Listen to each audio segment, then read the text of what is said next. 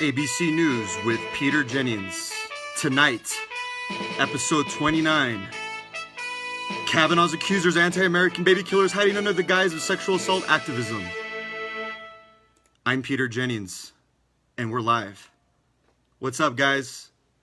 It's episode 29 of Counterculture. Thanks for joining me. This is the pre-show.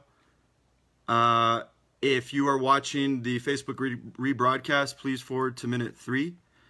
And we will get it started. I do a little lobby moment just to let people get notified of the Facebook. If you're watching this on Facebook or you're watching the rebroadcast, this is a podcast, Counterculture with Aaron Lujan. This is on all the major podcast players. Apple iTunes, Spotify, Stitcher, etc., etc. You guys, thank you for the support. I should have titled this #Unfriend Me because I realize the title is very shocking to the conscience, but I truly believe that it's the cold-hearted truth. I ran out of sugar, so I couldn't sugarcoat anything today. But I wanted to just have a conversation with you guys about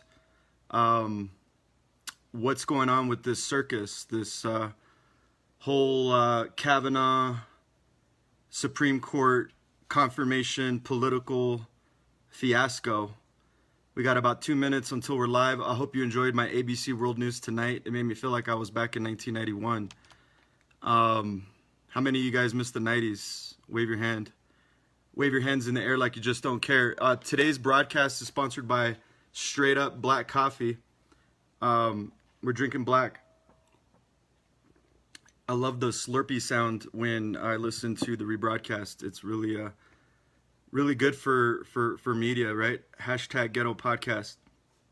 We're about a minute and 20 seconds away. Would appreciate it if you guys comment, share. I'm trying to beat the Facebook algorithm. Man, this is very bright. Makes me look kind of white. I brushed my hair for you guys today at 11 o'clock Mountain Standard, so I hope you appreciate it. It's kind of surfer. 1 more minute to go, and we will get this party started. I'm wondering if I violate copyright laws by playing ABC World News tonight. We should probably play that again. We got 45 seconds. Let's get crazy. I kind of liked it. ABC. Should I do the intro? No, I can't because that will violate copyright laws. Oops, that's a commercial. Yep, we got 20 seconds. We can play around, right, guys?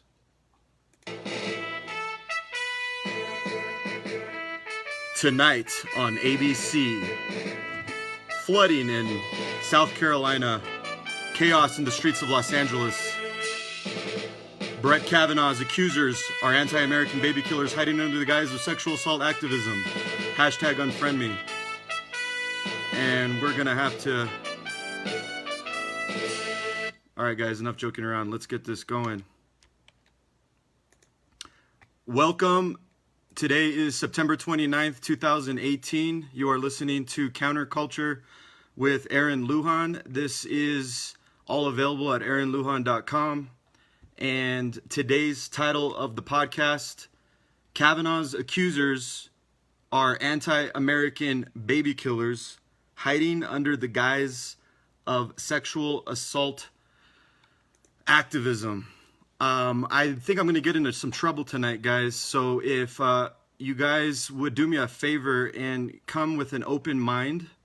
There's been a circus that has blown through the American political zeitgeist the last 3 to 4 weeks, and a lot is being said. Once again, we are divided. Once again, we're following along party lines, and counterculture is really trying to counter that, guys. As you guys know, if you've never heard of this podcast before, this is not attempting to be right or left.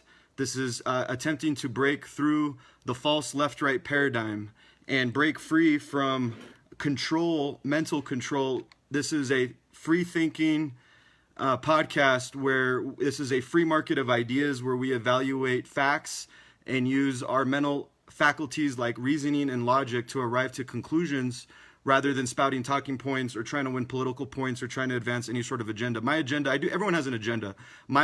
Don't ever believe anyone that says they don't have an agenda. I have an agenda. My agenda is truth. My agenda is wanting to know what the facts are and following them to a reasonable and logical conclusion. So today, what I would like to do is chronicle all of the facts that are indisputable that have taken place over the course of the last 3 to 4 weeks and arrive at a conclusion that proves that my title is true. I believe that Kavanaugh's accusers are not genuine in their activism for sexual assault victims, but that they want to disrupt his nomination, Brett Kavanaugh, Trump's Supreme Court nominee, so that they can prevent Roe v. Wade from being overturned, which, as you know, is federal protection for the murder of children in their mother's womb, known as abortion. So let's get this started. I'm going to address some facts in chronological order, and then we'll get into it as far as an analysis.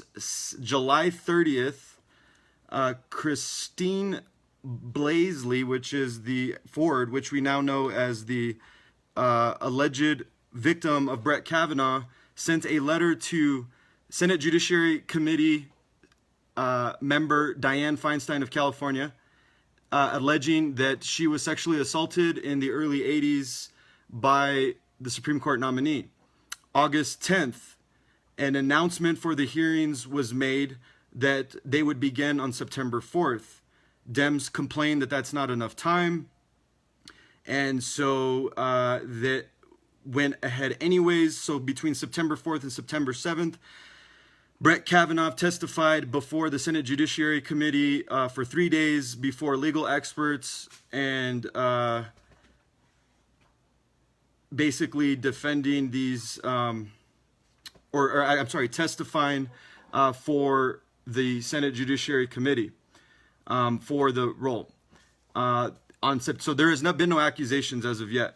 September 12th, the Democrats leak a rumor that there is a letter that is potentially damning to the nominee, and we don't have a name yet at that point on September 12th. Feinstein at that point forwards the letter to the FBI.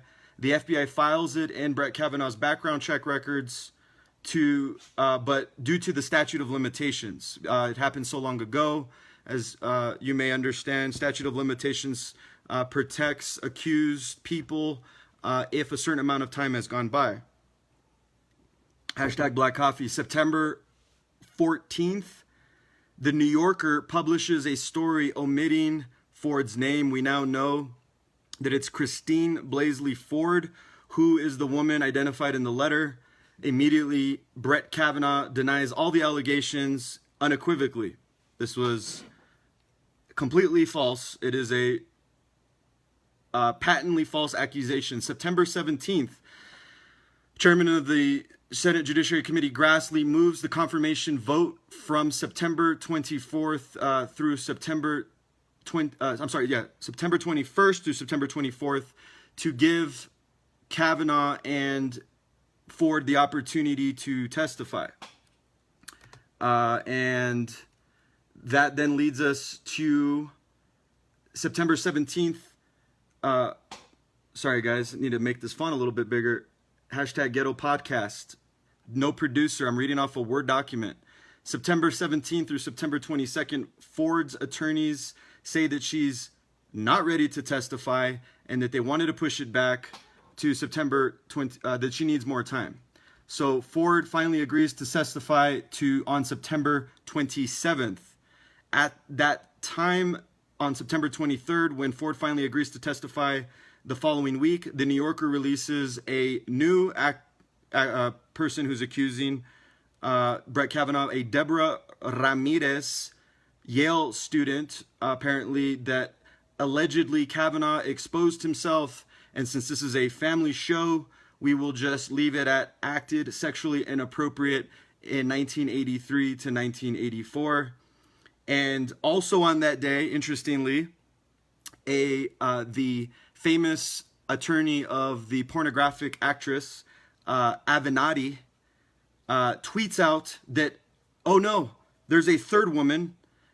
We don't have the name, but we got the quote info, and it's on Kavanaugh. So that was September 23rd. The next day, September 24th, Kavanaugh sends a letter to the public, quote, "We will not be intimidated into withdrawing from the process." Quote, "The coordinated effort to destroy my good name will not drive me out." Quote, "The vile threats of violence against my family will not drive me out. The last-minute character assassination will not succeed." President Trompeta said, totally political, right? Can't you just picture Trump? Totally political. Believe me, I am with him all the way. I need to work on that Trump impersonation. That would be great if I could do that. It would make counterculture so much more entertaining. September 25th, Ramirez's lawyer pushing for an FBI investigation. White House states that they're open to hearing an investigation. September 26th, the very next day, it's like rapid fire. September 26th, that sounded like birds. A third woman, which we later learned to be Sweatnik, I guess her ancestors sweat a lot on the neck, or she was Native American. You called me Sweatnik, a sweaty neck, accuses Kavanaugh in a sworn statement that he was drinking in excess at these wild parties, and that he saw Mark Judge and Kavanaugh rape girls at parties. I'm going to repeat that because the podcast had a little bit of a technical difficulty. So on September 26th, a third woman accuses Kavanaugh in a sworn statement that he saw Mark Judge, which is a colleague of Kavanaugh, or a friend, I guess, at the time, rape girls at parties. Kavanaugh replies, "This is Twilight Zone." And literally on the same day, guys, September 26th, there's two more accusers. One in an anonymous letter, and then the other one who apparently or allegedly testified before the Senate Judiciary Committee in a private session recanted, which is fancy talk for never minds. I was just kidding. September 27th, both Kavanaugh and Christine Blasey Ford testified before the Senate Judiciary Committee. Kavanaugh accused Ford of attempting rape at a house in the 80s, and 100% it was Kavanaugh. Kavanaugh replies, "That was grotesque character assassination. Categorically and unequivocally, I deny all charges." And later on that day, bizarrely, my dog's trying to knock down my curtain behind me. If you guys are watching on Facebook Live, you would see Vladimir Putin. He's behind me, feeding me the information. "Vladimir, what do you say? What shall I say next?" To admit to assaulting Ford to the Judiciary Committee. So apparently two men, which I think is disinfo, but again, we're just sticking to facts. I'm just, again, no opinion right now. We're just chronicling the course of events that took place from the beginning of the circus to the end of the circus, okay? Or we're still in the circus, apparently. And it's only going to get more interesting, guys. Man, what an exciting time to be alive. So here we are, September 28th. The Senate Judiciary Committee scheduled a 9:30 a.m. hearing and a 1:30 vote. Let's just get it on. Let's just do it. If approved, it will go to the Senate for a full vote, and Brett Kavanaugh will be sitting a lifetime appointment on the Supreme Court, one of 9. But no you didn't. No you didn't. Dems refuse to vote and walk out. And then, shockingly, it's like a matter of hours, the American Bar Association, we suspend the nomination in favor of an FBI investigation. We do not endorse Brett Kavanaugh. A Jesuit organization, the American Magazine, published an editorial withdrawing the endorsement. Nobody accused the pedophilia Catholic Church, their credibility there. We were believing them. I digress. September 28th, Senator Flake, a Republican, air quotes if you're listening to the podcast, demands an FBI investigation as a condition of voting yes. Another week delay. Thank you, Flaker. Appreciate you, Dow. Keep flaking, homie. So that pretty much was yesterday, or I might have said September. Yeah, that was September 28th was yesterday. Here we are. Today's September 29th, episode 29. So that was the, I'm afraid my dog's going to knock this thing off and you're going to see Vladimir Putin. That was the chronology of events leading up to the most recent point of the circus. So now now that we know the chronology, I just kind of wanted to state a couple other facts that aren't chronological, but now that we know what happened, there's a couple things that we can ascertain from those sequences of events that, again, no one can dispute, regardless of your political leaning, regardless of your worldview, unless you're completely demented. And man, looks like some people out there are. But here's what I believe is indisputable. Let me take a sip. If the allegations are true that Kavanaugh raped and sexually abused women, regardless if it happened 35 plus years ago, I think we can all agree that should bar him from getting confirmed. I don't believe that a Supreme Court justice should be sitting on the bench if they even as a teenager, like, you're one of 9. And I think I think most people would agree with that. There may be a small minority who would argue, yeah, but he was 17, and I can kind of see that, but those are like serious allegations, like rape. That's pretty hardcore.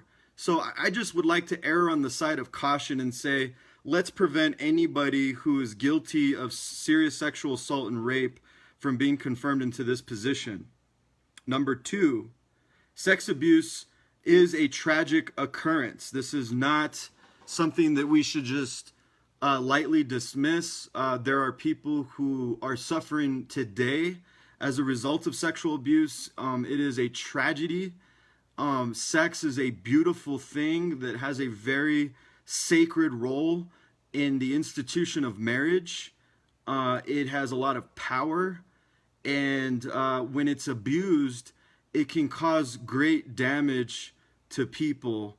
So we should respect anyone who at any point has indicated, or we believe even remotely has ever suffered from sexual abuse. These people should be treated with patience. They should be treated with mercy, with grace, and we should listen to them. Sex abuse is tragic. Victims should be listened to. They deserve healing. And their predators, their victimizers should see justice. They should have their day in court, and if proven guilty by a court of law, they should get the appropriate penalty. Fact number 3 that I think we could all agree on, outside of the chronology of events, no one knows who is really telling the truth, because based on the testimony, the only people who admit to actually being there or not, well, the only people who really know, I should say, would be Brett Kavanaugh, because he was either there or he wasn't, and Christine Blasey Ford. So outside of that, and we learn later that the other 4 so-called witnesses never confirmed that they were there or even knew of Brett Kavanaugh or if he wasn't at the party, we have to conclude that only Christine Blasey Ford is telling the truth and Brett Kavanaugh is lying, or Brett Kavanaugh is telling the truth and Christine Blasey Ford could have either have a case of mistaken identity where she was in fact sexually abused, or she was never sexually abused and she's making this up. And again, I'll get into this. Like, I'm not saying either are true. I'm not saying Brett Kavanaugh's lying, nor am I saying that Dr. Ford is lying. I'm simply saying that we don't know because none of us were there. The other fact that we cannot dispute is that Kavanaugh could be lying in order to get confirmed. That's a possibility, and we have to admit that. The other thing we would also have to admit, since we don't really know, is Ford could be lying as a part of a political smear, considering the high political stakes. That would be the obvious logical thing, that because the stakes are so high and there's a lot of people who are arguably reasonably opposed to Brett Kavanaugh's nomination, that she could be part of a high stakes political smear game.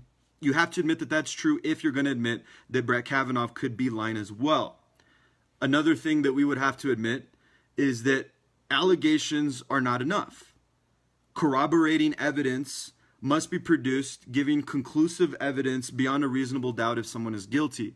I cannot run into the middle of the street right now and say that my neighbor shot my dog. And then my neighbor just gets hauled off to jail. Because what if he didn't shoot my dog? We would be living in a banana republic where accusations are as good as, what's the word I'm looking for? When you're accused, when you have to go, come on, somebody write it in the comment section. Nobody, you guys are all shy, man. Or maybe no one's watching me and I'm just talking to no one because I'm being censored. I continue. Presumption of innocence and due process must be paramount in a democracy and a free republic, right, guys? I mean, don't we all want to live in a society where if we are accused of a crime that we have the opportunity to defend ourselves, and that there has to be a process where corroborating evidence and beyond a reasonable doubt, someone in a court of law would have to prove that we are guilty as charged. So it's a sacred hallmark of our system, and I don't want to dismiss that, nor do I think anybody else wants to dismiss that. Even the far left MSNBC talking heads will still pay lip service, thankfully, right? Katie bar the doors when they depart from that, but we're not there yet. But be patient, we'll get there. Presumption of innocence and due process must be respected. So that's, I think, all very reasonable points that we can all agree on. So if you guys listened up until this point, you guys have heard the chronology of events, which we all know are undisputed. And I think we can all agree on these 3, 4, 5, 6, 7 points that I just made that I think all reasonable, rational people can agree on. Brett Kavanaugh could be lying. Dr. Blaisley Ford could be lying. We need evidence in order to prove that someone is guilty of a crime, and we must presume them innocent until, and go through a due process until a person's proven guilty. And that sexual assault and sexual crimes are very serious, and those victims need to be treated with grace, mercy, and respect. I think those are all things that we can all agree on. Now here comes the juicy part. This is the hashtag unfriend me part. So go ahead and go to my page. Go ahead and click on the drop-down menu. There's an unfriend button there. That's for folks who are closed-minded, do not want to listen to other people's points of views, and like confirmation bias and like to live in a vacuum. Or maybe you just don't like my hair, and that's why you're listening to the podcast, because you don't have to see it. What I wanted to make a point, the point that I want to start off by making is that Dr. Ford, in her testimony between September 4th and September 7th, does not know how she got to the party. It was established that she does not know where it was. She could not produce an exact location. It was established that she didn't know how she got home. And it was also established in her testimony that the friend she claims that was with her didn't recall the party. And the person that she claims she was with also said that this friend of Dr. Ford never met Judge Kavanaugh.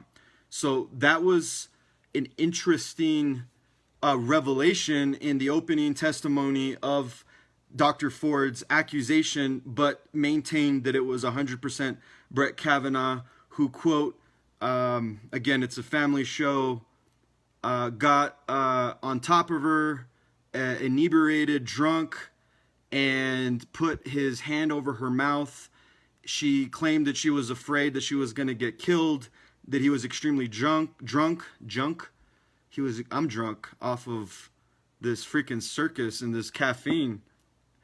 And that his friend Judge was also in the room, and they were laughing, and she felt that they were humiliating her, or if that happened, that was obviously very humiliating, and that he was trying to take her clothes off, and she felt like she was going to get raped.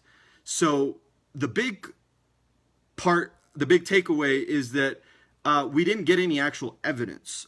We got accusations, once again, the same accusations that were produced in the letter. I think that was her opportunity to actually present some corroborating evidence. Anybody watch Pee Wee Herman's Playhouse? The word of the day is, remember that everyone's head starts spinning and the couch starts talking? Corroborating evidence. We need corroborating evidence to be able to justify an accusation. We do not live in Venezuela.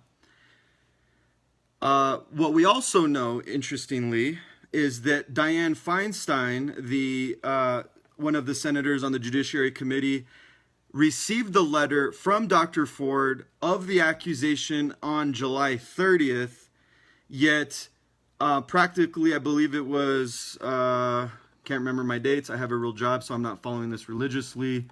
I guess this was mid-September, September 20...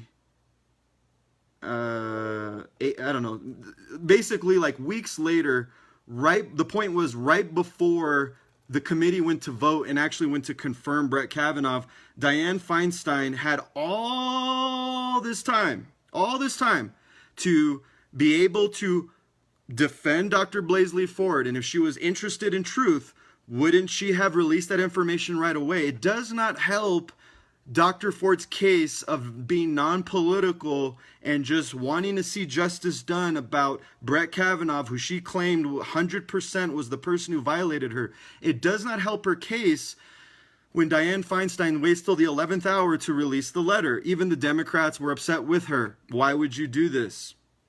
That looked very political. It looked like the manifesto in the New York Times where they say, we're inside the administration, #resist, we're going to obstruct. Looked a lot like obstruction, looked a lot like delaying. Delaying a committee vote is a classical definition of obstruction. The Democrats on the committee announced, even before Ford testified, that they believed her. You believe her. She hasn't even testified yet. Does that not indicate for a second, and does that not help, and does that help your case of a body who's searching for truth and wants to give people the benefit of the doubt and presume innocence when you've already announced publicly she's telling the truth? We haven't heard her. She hasn't testified yet, but we believe her. Okay, that doesn't make sense to you. Does it make sense to you guys?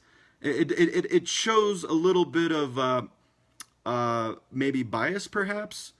The Democrats didn't ask Ford hard questions.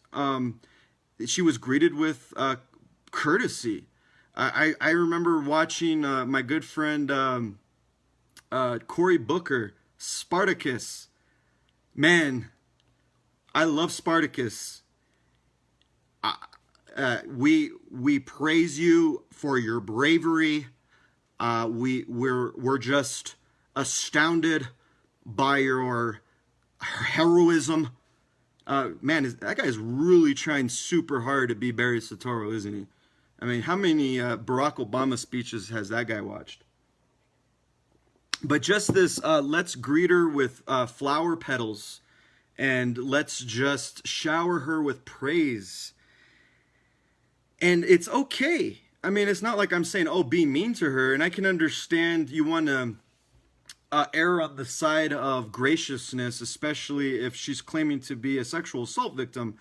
But at the same time, you got to ask some questions about the incident, and you got to ask some hard questions because she's raising some hard accusations. If you step into the ring with lions, you got to be prepared to get scratched. That would be true heroism and bravery, and it would be in the spirit of presumption of innocence, and it would be in the spirit of fairness if she was kindly asked hard questions. You can ask difficult questions while still being respectful. That did not happen to Dr. Christine Blaisley Ford. She was treated very, very lightly by the Democratic senators on the Judiciary Committee. Sex crimes prosecutors who was retained by the Democrats, who was asking Dr. Ford some of the questions. Also, no tough cross-examination. She's a trained prosecutor. One could argue that's a dereliction of Senate duty, that if you have a prosecutor not cross-examining a victim of sex crimes and asking serious, hard questions, excuse me, to this accuser, that they're not doing their job. Ford's testimony, again, provided no corroborating evidence at all. Kavanaugh's testimony proved that he liked beer. I like beer. I wish I was drinking beer right now. So I don't know if it was clearly established, and let's just give the opposition, the accusers, the benefit of the doubt. Let's just give them and concede that he was this raging partier in college and high school. I have a confession to make, and some of you guys that know me from back in the day, if you guys are watching on Facebook, you guys actually probably saw me. Maybe you were with me at some of these high school and college shenanigans. I once, when I was a young whippersnapper, found myself around the keg a few times. I once found myself around the shot glasses and the whatnots. Should that preclude me from my job? Again, I'm not... should it... Let's stick to the facts. Should it preclude a guy who wants to be Supreme Court Justice that he should have never drank heavily in high school or college? I don't think anyone's making that argument, but that's exactly what we learned from his testimony. That he liked beer, he made fart jokes. The first rule of Fart Club is you don't talk about Fart Club and you never fart. I joke, but it was a sham, and it was very saddening and disappointing, in all seriousness, to see a decorated gentleman who, for a quarter of a century, had no accusations whatsoever, and now was, and if he's innocent, shame on our system that he had to sit through talking about farting and talking about all of these perverted sexual acts, and it just looked like they were dishonoring him. Watching that looked like it was a concerted effort to just dishonor the man, with his children and his wife behind him. And as a father and as a husband, that upsets me at a level, especially if he's innocent. And let me digress for a second, because I also was falsely accused. Now, I'm not saying, again, I haven't gotten to that point yet. I'm not making the point yet. Hold up, wait a minute. Let me talk about this first. That I'm not saying that Brett Kavanaugh is falsely accused yet. I'm still making some points, because I want to walk through this with you, because I'm appealing to your reason and to your logic, not to some warped political worldview. I once was falsely accused. Not saying that Brett Kavanaugh wasn't. I once not once, but when I was approximately 11 years ago, I was living in Los Angeles. I had a female roommate. Wasn't my girlfriend, was a roommate. Platonic relationship. Straight up. And as I'm sure many of you out there have had roommates before, sometimes roomie situations don't end well.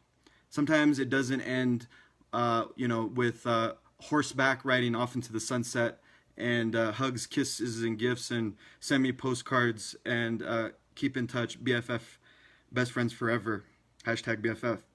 Sometimes it ends with, hey, why didn't you pay the rent on time? Why aren't you taking out the trash? I hate you. Get out of my life. I can't even really remember why. I think I was broke at the time, and I couldn't make my rent payment until after I got paid. I think that was what happened. And I had asked for like a couple days, and we had already kind of been like fighting, like that bickering, like the door slammed a little bit harder the last few weeks.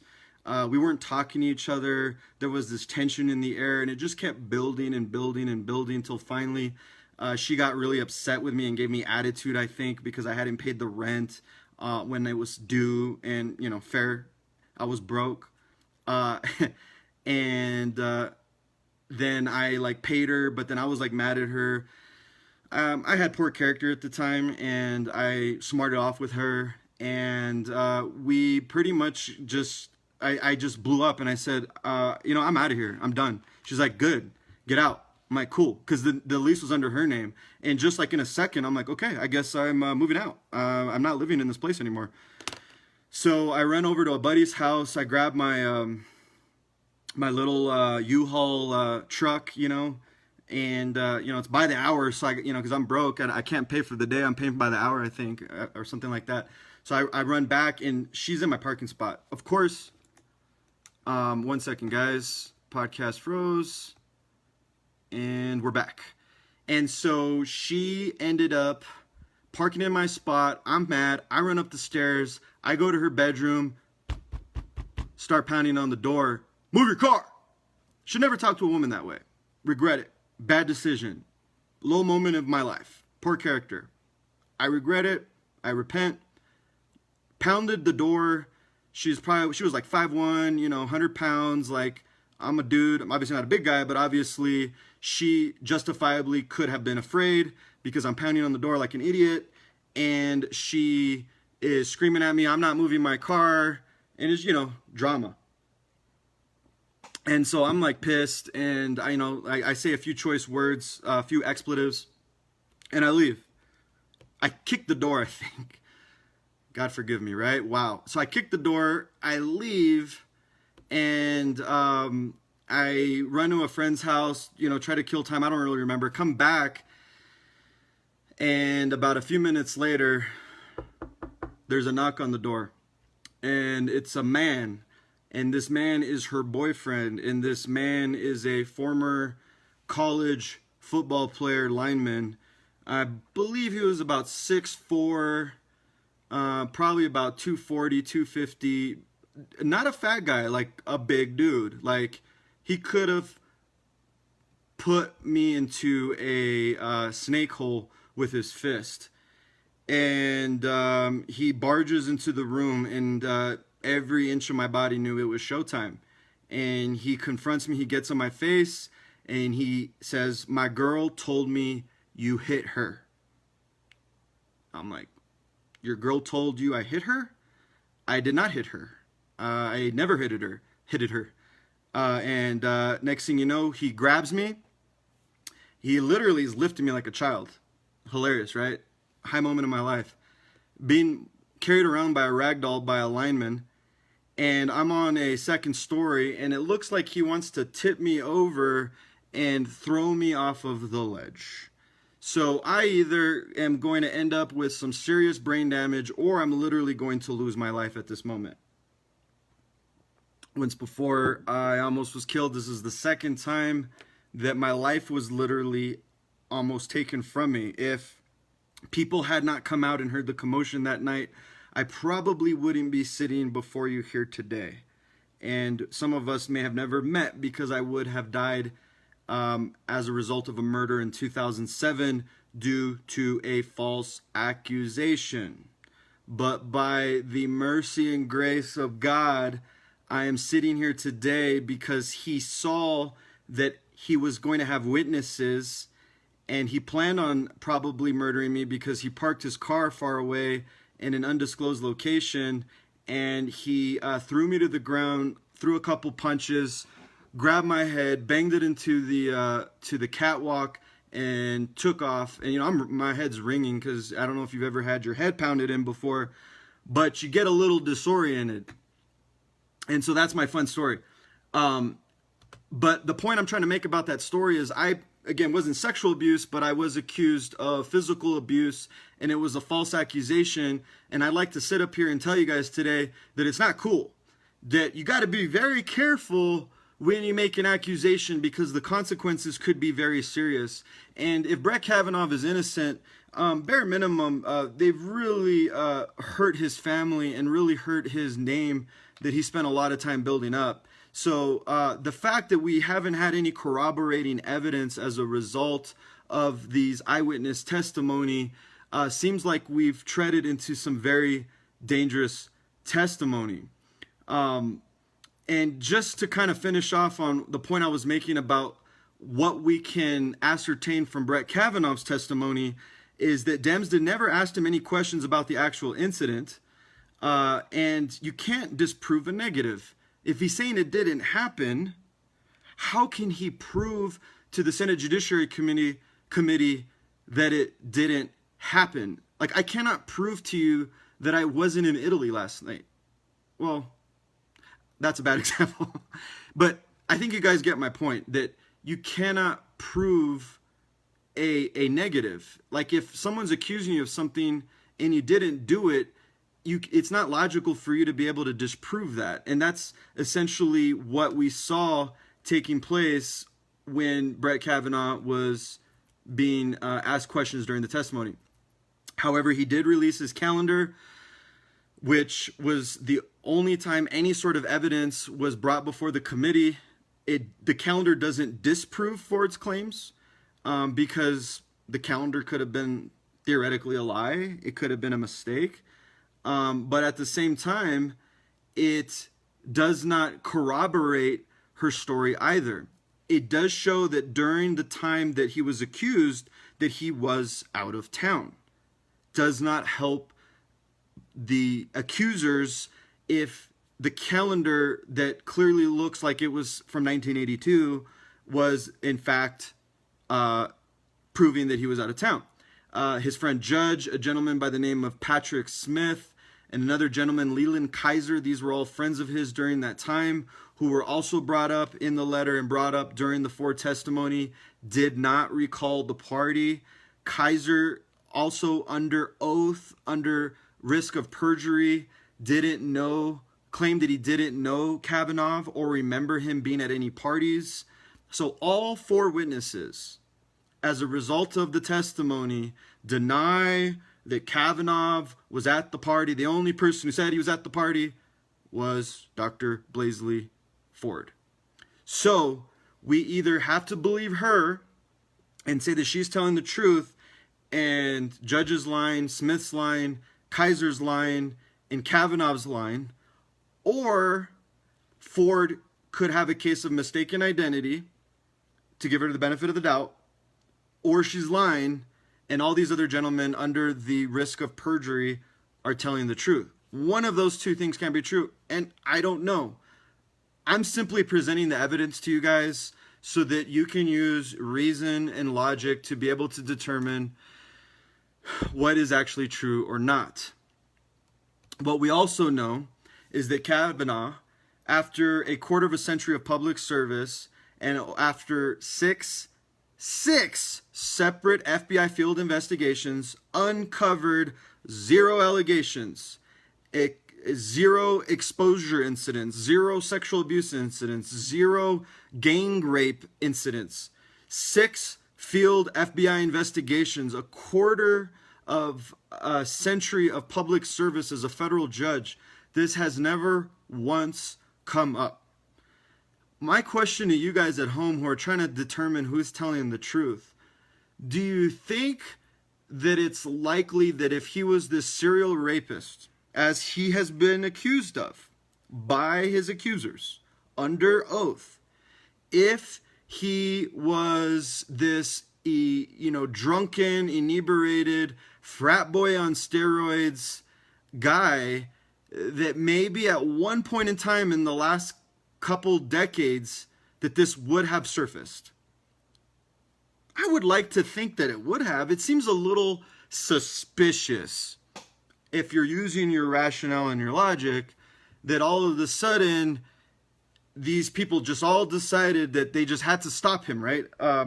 Because they just couldn't go any further. You guys, he was a federal district court judge. I mean, he was a baller, high-level judge.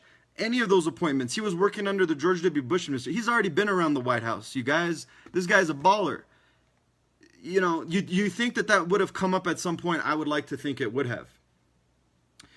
So, a couple points about why I believe there's no objective or rational reason to believe Ford over Kavanaugh. Number one, the only one to have presented evidence is Kavanaugh.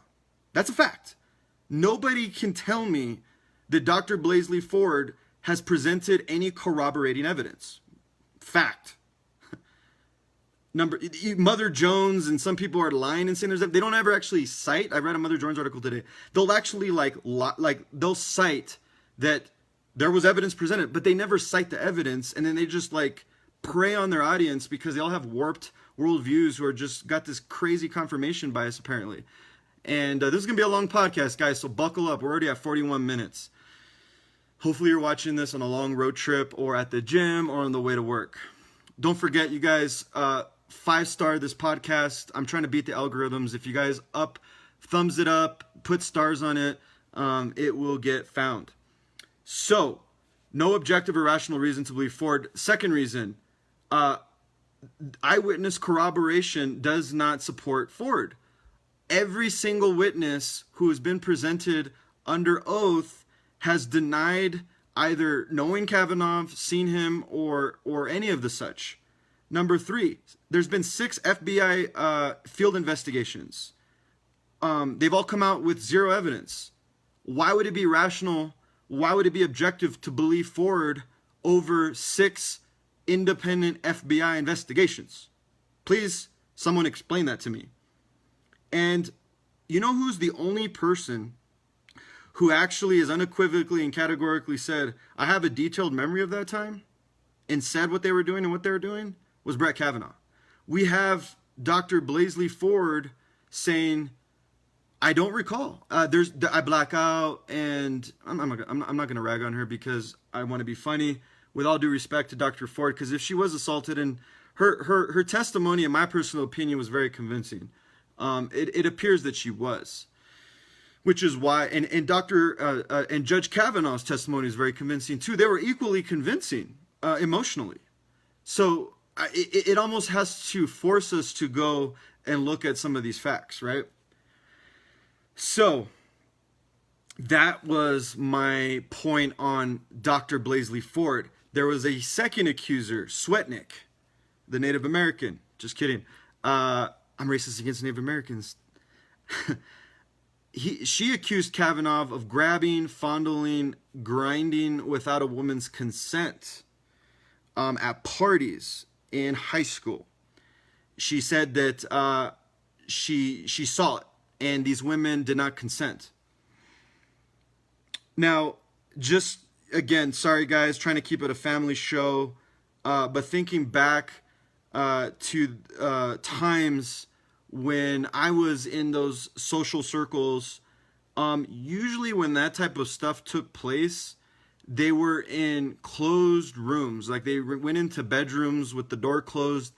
Unless man, the early 80s, they just partied like nobody's business and were doing it out in the open.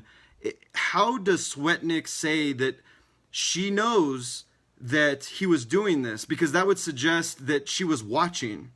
And she also knew that the women didn't consent. So why didn't she go tell people to like break it up? Why didn't she call the police? Why didn't she tell parents? Why didn't she interfere, run in the room, turn on the lights? Hey, get off of him. You know, how do you testify before the Senate Judiciary Committee and say, I saw Brett Kavanaugh fondling, grabbing, grinding these girls, and they did not consent, and it was against their will, and they were like, get off of me, and she saw this. That means like she was in the room, and then she just like didn't do anything. And again, she claimed that it was repeated. So you just constantly watched your friends get raped and didn't do anything? Like, I can remember in college, like, and maybe it was like, if one of the homies was too drunk and you could tell the girl wasn't into him, generally there would be a guy man enough to be like, hey bro, you need to sit down and drink some water. No, you're cut off the Bud Lights. You're cut off the Handle vodka right now, bro, and you need to cool off. Go have a smoke break, man. Because generally you're not gonna have girls just getting raped like all the time. And let's just say the 80s were that crazy. I was 2 years old in 1982. Maybe we got a little bit more conservative over the years, but I just have a hard time believing Swetnick's testimony that she knew repeatedly that this was occurring. She became aware of Brett Kavanaugh spiking the punch. How were you aware? So you watched him spike the punch? You became aware? Like, that's an interesting way of putting it. Like, wouldn't you just say, I saw him like put drugs, Spanish fly in the punch, the party juice, the sangria. Like, I don't understand like that line of words that she used. Swetnick alleges Kavanaugh was present during gang rapes. She claimed that at these parties there was a, real quick guys, 1 second. It's starting to get R-rated. If the kids are in the room, tell them to go play toys. Okay, are the kids out of the room now? The door closed? Okay. So there were a line of boys at these parties, and there was apparently a girl in the room, and these boys were taking their turn raping. Unfortunately, I actually knew of a girl she was about a year or two younger than me, and I believe her. She was gang raped, as they call it, in a bathroom at the high school, and it was like, wow, how sad. And like, I even like asked her, like, you should report this. And she was like so ashamed and like didn't, you know, she was young too. So I understand the outrage, and I can empathize with the people who have suffered this, to the degree that you have to be very gracious and careful with people who claim to be victims, because the memory could be, you know, jogged. The shame could be there. They may not want to come out right away. I get all those points. I hear all those points. But the point I'm trying to make is, why would Swetnick, if this were true, say that he was present? What does that mean?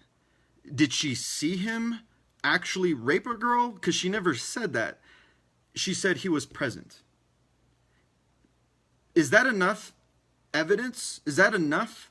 Is this accusation enough? I saw him present. I saw my neighbor present when my dog died. So he needs to go to jail. Okay, well, I mean, you know, is there a forensic investigation? Is there bullet casings? Is there fingerprints on the... We live in a country where there's got to be some corroborating evidence, and the testimony just seems unusual. Again, facts over emotions. I empathize. I get it. It's tragic. But why are these people saying things on testimony like Brett Kavanaugh was present in line when the gang rapes happened? What does that mean? Swetnick saw a line of boys gang rape. Are you for sure it was rape? And even furthermore, you said it was multiple times. So that basically what that tells us is that she was regularly going to parties where girls were just always getting raped. And apparently the logic is they were just always able to get girls to come to their parties. And I guess the word never got out that Kavanaugh and Judge and all of the homies were just the rape crew. And that's how they partied, man. We just rape. And it was never an issue. Parents never found out. And there was all these opportunities to have these parties. I'm trying to think back to college. Like, if there was like a group of guys that were just always raping girls, like, that would have gotten out. And girls, like, rumors would have spread. Like, eventually at some point, don't you think a girl would have gone to like the security at the university and been like, I got raped? Like, don't you think the word, or at least the rumor, would have spread? But we're supposed to believe Swetnick's testimony that she went to multiple parties, and Kavanaugh was known for being with this group of guys that were just always raping girls. Just seems a little weird to me. Swetnick claims 10 parties. No police, no parents. It just kept going. Bizarre. And if Kavanaugh was in a rape gang, why didn't anyone ever bring this up? Like when he graduated Yale, like when he started clerking, like when he started climbing up the ranks to be a district judge and a federal judge and all these different things. It just all of a sudden we're supposed to believe that this is all just new news. Seems a little weird. So, in a country where we have rule of law and we presume someone innocent until proven guilty, all of the evidence that's presented to us has been on Kavanaugh's side. All of the testimony from the accused has been ringing very suspicious. But now comes the nuclear bombs. Now comes the Hiroshimas. And this is now the juicy part, where I can make the big, bold title that the accusers are anti-American and they're baby killers and they're hiding behind the guise of sexual activism. Is when you start looking into these people, these accusers. This is the type of information that should have come out in cross-examination, should have come out by the rhinos. Rhinos mean Republican in name only, Republicans. They're all bad. Like I told you before, I'm not down with the Republican Party, the Democratic Party. I'm only down with parties with craft beer and barbecue, carne asada, and all of that. Christine Blasey Ford is a registered Democrat. She's a Democratic donor from San Francisco. So it's not a stretch of the imagination to think that maybe she's not a political ally of Brett Kavanaugh in the Trump administration. We have to believe that she's politically independent because she hung her hat on it. In the beginning of the testimony, or the beginning, I think the first day of her testimony before the Senate Judiciary Committee, she said, "I sit here before you. I am not a political pawn. I do not represent any special interest." You know, again, I'm my words, not hers. But the point she was making is that she was a nonpartisan person. Kind of interesting when you're actively donating to the Democratic Party. You're a registered Democrat living in San Francisco. I left my heart. You guys want to hear me sing? I left my heart in San Francisco. Wow, everybody just turned off the podcast. My album's coming out 2020. Cop it. Hired a law firm headed by a major Democratic donor. So her law firm that's represented before the Judiciary Committee literally are Democratic activists working with a group called Demand Justice, which happens to be connected to very far left groups. So she's literally working with attorneys on her team who are political activists, who have a financial interest in obstructing, in opposing the Trump administration. Does that not appeal to your rational mind that they could have a dog in the fight, and this isn't purely seeking justice and the defense of a sexual accused, a victim of sexual abuse? In fact, if that's the case, this does harm to victims of sexual abuse because it taints the pool. You guys are peeing in the pool. Stop it. I hate it when people pee in the pool. But in all seriousness, man, there are some people who are genuinely, literally being abused sexually.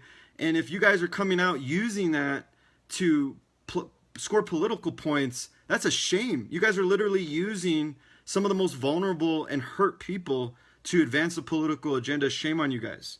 In the spring, good old Hillary Rodham Clinton, former campaign manager. Hillary Clinton, former campaign press secretary Brian Fallon hired Feinstein's top aide Paige Herwig to launch a political action committee called Demand Justice to attack GOP nominees for the Supreme Court. You will not hear that on MSNBC. You're only going to hear this here on Counterculture because we tell the truth. We tell you the whole story. You're not going to hear that on Rachel Maddow, okay? I was watching Rachel Maddow yesterday for you. I should get like some money or something for that. My gosh, that's difficult. Somebody's got to do it. And I did it last night. I watched MSNBC. I watched the Young Turks. You got Art of War, baby. You got to know the enemy. You got to know the direction that they're going. And they omit. They're the kings and queens of omission. They will never tell you any of these things. You know, Google MSNBC, Paige Herwig, Demand Justice. You will not find an article. I haven't checked, but I'm pretty sure. It's definitely not their talking point, okay? So why in the hell is Dr. Ford, who is supposedly this victim of Brett Kavanaugh, literally in bed with Hillary Clinton's former press secretary, who is the person running against Trump? I mean, this is a joke, man. And they launched a committee to literally take down every single a nominee that Trump was going to put before the Senate. Fallon, Hillary's former campaign press secretary, stated his goal was to delay hearings and dictate questions in the hearings to disrupt the process. He stated this, you guys. Look it up. They bust in protesters, agitators into D.C. from far-left groups like MoveOn.org, Women's March, Indivisible, etc. Kavanaugh will deny women's rights, and they're running ads that Kavanaugh plans to destroy Roe v. Wade and criminalize abortion. So you have an artificial opposition paying good money, putting these people, like, paying for their lodging, paying for their meals, paying for their transportation. This doesn't seem organic to me, you guys. This doesn't seem genuine. Also, a very unusual point about Dr. Christine Blasey Ford, and again, let me preface this by saying, for all the emotional people out there, if she was a true victim of sexual abuse, and I believe her evidence was compelling, she looked like she was speaking from the heart, I empathize with her, and there should be justice. I gotta change my screensaver settings. Thank you. I lost my train of thought. Where was I? Yeah, so even if this actually happened to her and these are legitimate, she's legitimately saying that I was sexually assaulted, you still have to take into consideration, considering that the stakes are so high and that Brett Kavanaugh's family has been dragged through this, and that his innocence is also just as important as her justice. Kavanaugh's innocence is just as important as Dr. Blasey Ford's justice. You can tweet that. I can't tweet it because no one will see it. I'm getting shadow banned. Dr. Ford hired Michael Bromwich recently as her attorney. It's the dude that looks like Alan Greenspan that's sitting next to her. I watch these people during the hearings, man. I don't get a good vibe from that guy. Anyways, Clinton lawyer, Obama lawyer, represented Andrew McCabe, Comey's subordinate. How political can you be? Your freaking lawyer was working with Comey for the Clintons. And you're going to sit up there with a straight face and say, I am not political, I am not a pawn, when the dude sitting next to you is about as political as the gutters in D.C., man. The swamp. I ran out of black coffee and I'm spilling it all over my keyboard. Ford's attorney, and her other attorney, Deborah Katz, heads leftist advocacy groups funded by George Soros that raised $5 million. She's surrounded by political operatives. And I'm supposed to sit here and just be like, hashtag believe women. I'm not an idiot, you guys. I started this podcast. I feel like I got to always repeat myself, right? Because we live in the age of identity politics. If she was sexually assaulted, justice needs to be served. But I don't want to make decisions, especially as critical as a Supreme Court justice nominee, because women don't lie and hashtag believe women. And we're just supposed to ignore all of this stuff that I'm just sharing with you guys. Deborah Katz, heading leftist groups, is her lawyer. Michael Bromwich, the Andrew McCabe's lawyer, like crazy. Feinstein, Katz is the lawyer for Demand Justice, was asked, who's paying her legal fees? Who leaked the letter to the Washington Post? I was asked to her. This was asked to the Demand Justice groups. It was asked to Feinstein. They refused to answer the question. Why are you refusing to answer the question? What are you hiding? Silence makes it more suspicious. If you guys were telling the truth and this was all on the up and up, and she was a true sexual victim, it should be very easy to be able to say, yeah, I mean, I'm paying this out of my personal funds, or I have this, church or this charity that's helping me out because they empathize with my cause.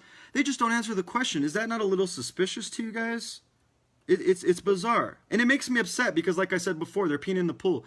If you're standing behind true, real victims of sexual assault, you're causing more harm than help. Another advisor of Dr. Ford, Ricky Seidman, is a former communications director for Joe Biden, a Clinton White House operative, a key player in the Justice Sotomayor nomination. This is one of Dr. Ford's advisors, okay? As reported by BizPac, there's an audio recording on YouTube where he literally states, and I will quote, a strategy will emerge to defeat Kavanaugh. So we have one of her advisors on record literally saying in an audio on YouTube that's available for all to hear that they want to come up with a strategy to defeat Kavanaugh. He's advising her. Why would a guy who's admittedly, see, sorry guys, need to take a time out, breathe.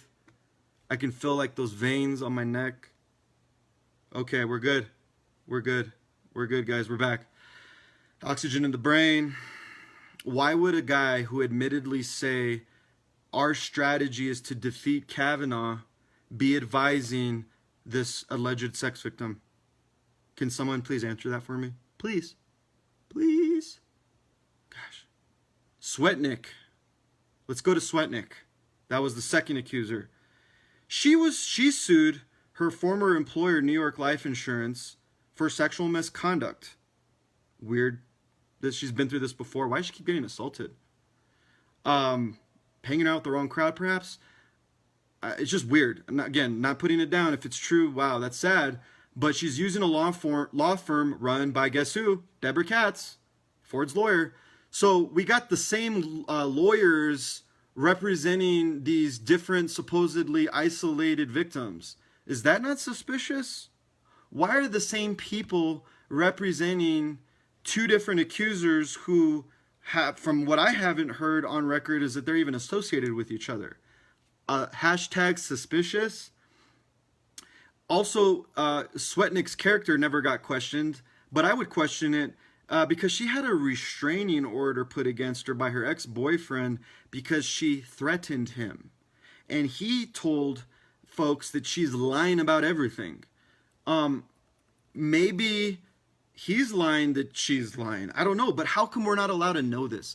How come when I turn on the nightly news, none of this information is told? It's all omitted. In a free market of ideas where we're trying to get to the bottom of to get to the bottom of it, to get to the truth, why isn't any of this information coming out? I do not know. And that's all I had to say. We're already over an hour. This is by record the longest counterculture, but I'm literally covering this entire drama of 1 month, and I'm trying to summarize it into a little pill for you guys. So I'm wrapping up here. We're at the end. We see the light at the end of the tunnel. We're almost done. Mom, are we there yet? No, shut up. Democratic Senator Mazie Hirono from Hawaii was asked about Kavanaugh's trustworthiness. And her response, she blamed his, quote, ideological agenda. And he's very much against women due to the fact that he's opposed to, quote, reproductive choice. You got to love those words, reproductive choice. And in her own words, she just doesn't want him because she disagrees with him politically. So we have a senator sitting on the Senate Judiciary Committee who's voting to decide whether or not he's going to be confirmed or not, saying, when asked, why don't you think he's trustworthy? Her response is, because he doesn't agree with me. I think we should have a different set of criteria. I think we're supposed to be, again, I know I sound naive. We're supposed to be fair. We're supposed to be bipartisan. We're supposed to be nominating people who are most qualified, not who we necessarily agree or disagree with. But she's just publicly out there in the open saying, yeah, he's not trustworthy because he's against abortion and he doesn't want babies killed. So I want babies killed. So I think that's why he's not trustworthy. Senator Hirono, I don't think you're trustworthy, ma'am. Senator Hirono, since we're on the topic, hashtag Hawaii, you guys need to get a new senator over there, guys. Fly me out there and I'll help you out. Men need to just shut up. Women need to be believed. Men, shut up. Shut up if you're a man. Just shut it.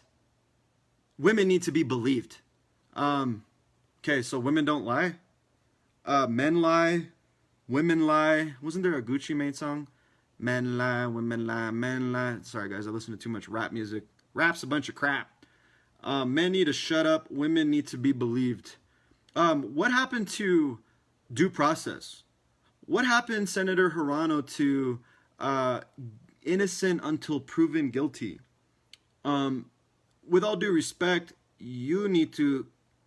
Kaya! Shut your mouth. Ted Cruz. So so I'm just giving you guys kind of a climate and trying to make a point on why I believe this is a political hit job. Ted Cruz goes out to dinner with his wife, gets harassed, gets kicked out. We believe, what was it? We believe survivors. We believe survivors. Can you imagine sitting at dinner? I can't imagine being at dinner with my wife, trying to have some romance, you know what I'm saying? And all of a sudden, like 20 trendies just roll into the restaurant. We believe survivors. I mean, that's harassment. I mean, is this what we've come to, guys? Obviously it has. This is the political discourse in our country. We physically go to places where high-ranking senators are having dinner and we just scream at them. That doesn't help your case. Why must we harass people if we're on the side of truth? Can't we just present evidence and have a conversation where we are able to constructively get to the bottom of the truth? But this other side, the people who accuse, are the ones who are doing these types of things. Incredible. All of the Republicans on the Senate Judiciary Committee had their personal addresses, phone numbers released to the public on Wikipedia. And they are being harassed. Can you imagine people going to your house? You got to change your phone numbers because you're getting calls like at 3 or 4 in the morning all day long. I mean, just disrupting their life. And they said they were going to do it. Maxine Waters was good on her promise. We are going to resist. Hashtag resist.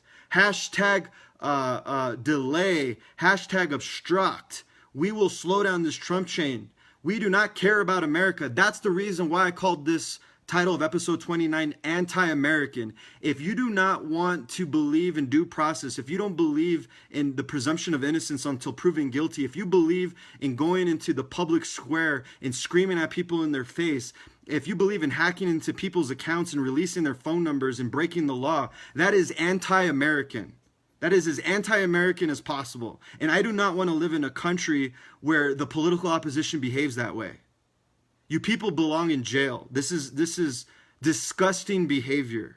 If the truth is on your side, you wouldn't be resorting to these Marxist tactics, because that's what it is. It's Marxism.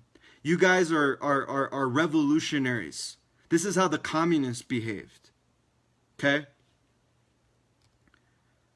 Without evidence, with all the political baggage and all of the appeal to emotion, it's like the Parkland shootings. We don't want to talk about the facts of the shooting. We want to talk about the dead kids. We don't want to talk about the immigration policies. We want to talk about kids in cages. This is a program. They believe if they don't have truth on their side, they're going to appeal to your emotions as opposed to appealing to your rationale and to your facts. I'm sitting up here, guys, trying to give these people the benefit of the doubt, and I'm trying to appeal to your rationale and to your logic, not to your emotions. Because I'm sure facts and reasoning are a lot more trustworthy than feelings. We felt certain ways about people before and changed our feelings later, right? If we would have had made decisions on the facts of that person before saying yes to the boyfriend or the girlfriend, it probably would have gone a lot better. I think everyone can relate to probably trusting facts over feelings. But for some reason, in the public discourse, that just goes out the window. Had the hashtag #MeToo movement. Stating that you've been abused by who on Facebook, just appealing to all of this emotion. I was watching Cenk Uygur on the Young Turks. Don't watch him, I'll do it for you. Rachel Maddow on MSNBC. They're all, the talking point was, what does this say to the victims? What does this say when a bunch of men say, we don't believe you? And what does this say to sexual victims and their perpetrators across America when wealthy, powerful men can just get confirmed to the highest levels of the land and we just dismiss the words of a woman? What does this say about our country? You know what it says? What it says is you people are appealing to emotion. You're omitting the fact that you do not believe in the presumption of innocence until proven guilty. That's what it says. Because you're presuming guilty when you make that statement. When you make a statement like, what does that say to America? you're already implying that the man is guilty. You have not established any corroborating evidence. As I said in the beginning of this podcast, had Dr. Blaisley Ford come out and said, boom, here are photos, here's text messages, here's what happened, I will be standing in opposition to Brett Kavanaugh's nomination, and give me a code pink shirt. Why? Because I believe that if you were raping people, girls, you should not be elected to the highest levels of the land. But guess what? That hasn't happened. But you know where that has happened? You know where there is a huge amount of evidence that's suggesting sexual abuse and physical abuse? The Democratic National Committee Chairman, Keith Ellison, there's video, there's text messages, there's hospital documentations of physical and emotional abuse of his wife. It was asked by Tom Perez, the head of the DNC, to look into these allegations. The media was asked to look into these allegations. Crickets. Where's the Me Too movement? Why won't they believe this man's wife, Keith Ellison's wife? Does she not count? Does she not a part of Me Too? Or is it Me Too only if you're a liberal? See, you're showing a lot of hypocrisy when Keith Ellison's wife's saying, the dude's beating the hell out of me. Here's text, here's video, here's hospital documentation.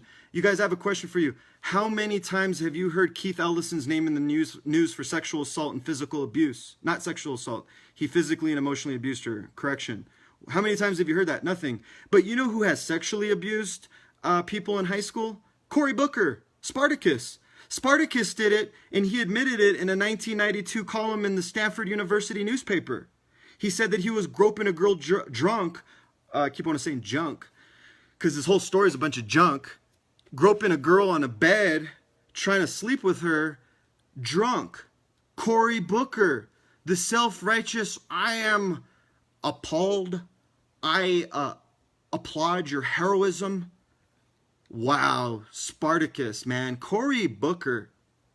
How many people know Cory Booker was grabbing some ass in 92? He is guilty of the outrage that he's displaying before everyone. Incredible. What about Juanita Broderick?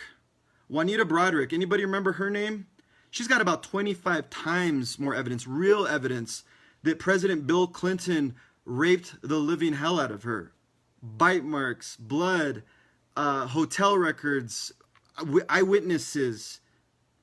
She never got justice. Where was the Me Too movement then? Where was the women that wanted to stand by Juanita Broderick? Oh, I think it's only Me Too if. So y'all need to change that hashtag. It's hashtag Me Too if. Okay?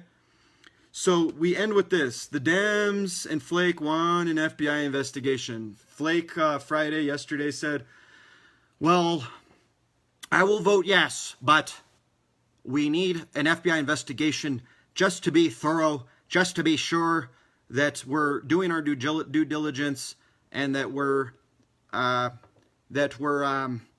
getting to the bottom of this, and that we're crossing all our T's and dotting our I's.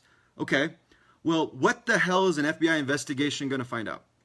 We've had 6 field FBI investigations. We've had 13 written questions. We've had 30 hours of public testimony. Everyone involved in that incident has already given under oath with the penalty of perjury that they either weren't there or they don't know who Kavanaugh is or never saw him at parties. Okay? So what is a new FBI investigation going to cover after an incident that took place 32 years later, where the literal accuser is saying, I don't know where, I don't know why, I don't know how I got there, I don't remember a lot of stuff. What is an FBI investigation going to reveal? The 7th one is just going to hit the magic jackpot? And we literally have Joe Biden in 91, their own people, saying an FBI investigation concludes nothing. That was the same defense the Democrats used in 91 when they were...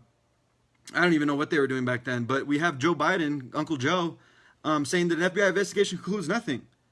And it seems awfully suspicious that Democrats are asking for an investigation, a new FBI investigation, when they've already said, we're not going to vote for this guy no matter what. So is a new FBI investigation going to give the Democrats reason to say yes? Of course not. So we obviously know nothing's going to change. Well, let me play devil's advocate. I take what I just said back. To give the Democrats the benefit of the doubt, if a new FBI investigation magically uncovers something after all of what I've just said, it just magically uncovers something after the 6 field investigations, the 1,300 written questions, the 30 hours of public testimony, that it's going to convince Republicans to say, you know what, maybe we're not going to vote for him. That's what they're arguing. That they're going to find something that we haven't already been able to find out, that he's unfit. And it's not going to change anything. But you know what it will do? It will for certain delay the process.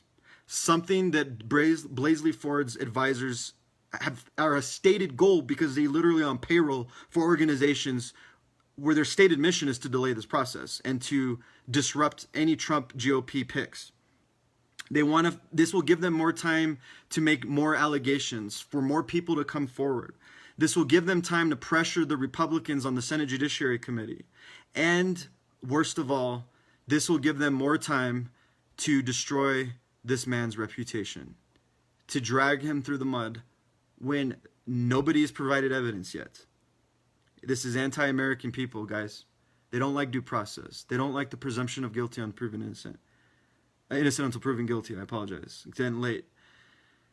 So, with all that's been said, I am convinced that they're using the guise of sexual assault to disrupt this nominee. They want to disrupt this nominee because they are afraid that Roe v. Wade will be overturned on this man's watch. These are people. We do not fight against flesh and blood. We fight against powers and principalities. There is a spiritual warfare going on. The holiest sacrament of the evil in this world is human sacrifice. That's what abortion is. There is I believe, a spiritual battle to keep the wholesale genocide alive and well in this country. And Kavanaugh represents the biggest threat to the Roe v. Wade ruling since it was tragically passed in the 70s. We know how rabid and how committed the pro-aborting people are. We've seen this on display. They throw human feces at you at protests. Okay, these people have no boundaries. This is all about abortion. It was always about abortion. Brett Kavanaugh represents a threat to their holiest of sacraments. I conclude with this, you guys. Use your brain. Know what's going down. Know who's playing who. Get your facts straight. Turn off the mainstream media. Do your research. That's all I got for today, guys. I appreciate your time. I apologize for the hour 20 minutes. Wow. This was a long one. AaronLujan.com, Counterculture. This was episode 29. And the title, once again, was Kavanaugh's accusers are anti-American baby killers hiding under the guise of sexual assault activism. Take care.